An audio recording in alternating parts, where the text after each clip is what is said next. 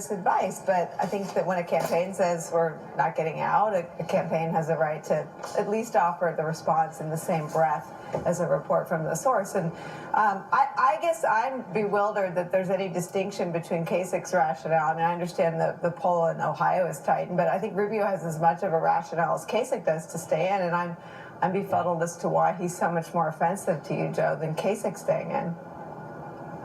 Well, we're going actually into Kasich's strength right now, which, and again, it's an expectations game, as you know, Nicole.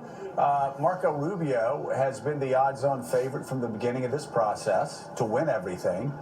He's been in all of the English betting, whatever. He's been at the top. The New York Times Upshot had him as the #1 candidate to win the nomination for all this time. I mean, let's face it, John Kasich is running a long-shot campaign, and I think actually you know the answer to the question before you ask it. It's all about expectations, and Marco Rubio is underperformed. Nobody expected John Kasich to win Iowa. They expected John Kasich to do well in South Carolina, in New Hampshire. He did. Nobody expected John Kasich to do well in the Deep South. They expect him to do well in the Midwest. We'll see if he does well in the Midwest. And then, you know, we've had a bunch of Southern and evangelical primaries stacked in the first half. Now, the second half of the race goes up into John Kasich's region, and so we'll see what happens. As far as being offended, I'm not offended whether Marco stays in the race or not. I don't like him calling Jamie Gangel a liar when you know what they're doing.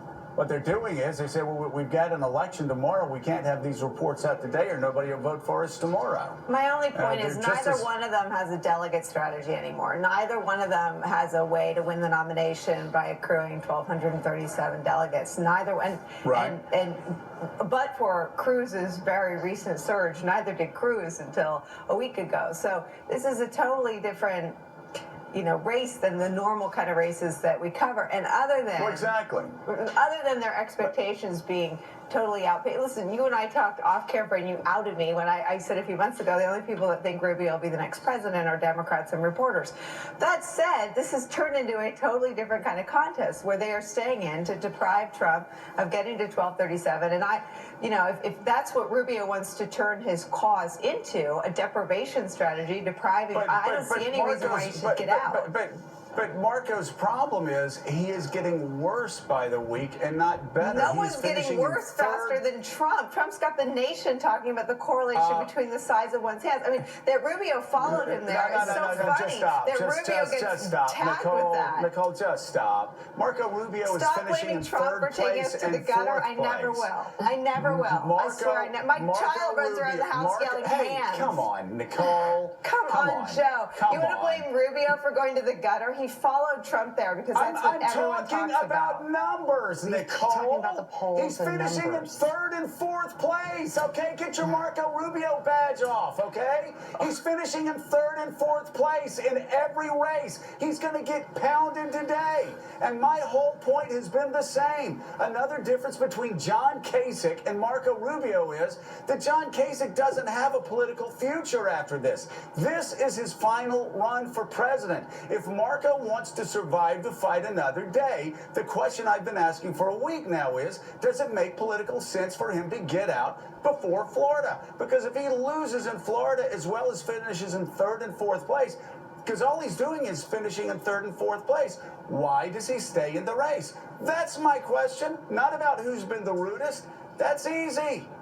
So, I mean, this is obviously very personal to you. It's not personal to me. Marco Rubio has a Listen, they're staying in to prove. Marco Rubio has a decision to make. Does he want to destroy his political career by staying in a race that he obviously is not going to win, and he keeps getting worse in the polls every week?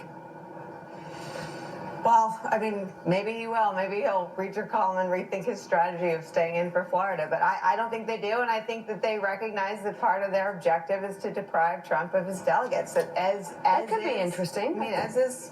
I guess that's something. Yeah. Tomorrow night, Joe. Well, Mika, if he does that, you know what he'll do. What's he going to do? She's going to change the world. He is, because he's going to lift that hammer. I'm sorry, change Nicole. the You world. could have some of these pills. I'll pick them up for you. You know. All right, tomorrow night. No, you care. Seems Chuck very Todd will important. host a Seems town